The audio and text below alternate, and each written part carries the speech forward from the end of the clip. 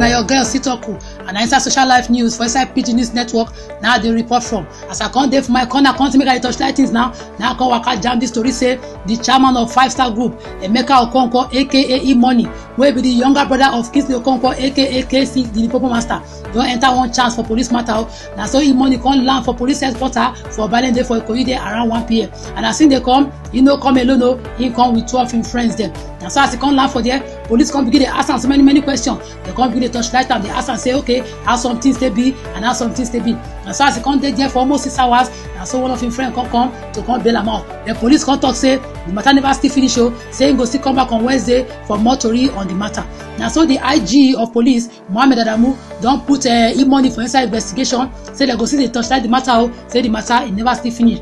But wetin come dey ask be say where E-Money sef dey make all the money. How him take make all the money wey be say e dey live this kind of big lifestyle. He say E-Money sef come pack police full everywhere wey dey follow am for corner yaga. But the thing come vex am be say he hear say all the police wey be say money dey use, say they use them as house boy. And so go dey send a message as if they be house boy. You go tell this one say open door for me. You go tell that one say make you come hold umbrella for am if he dey for corner. And so the IG come talk say all the police wey be say dey under E-Money, say make them withdraw all of them kia.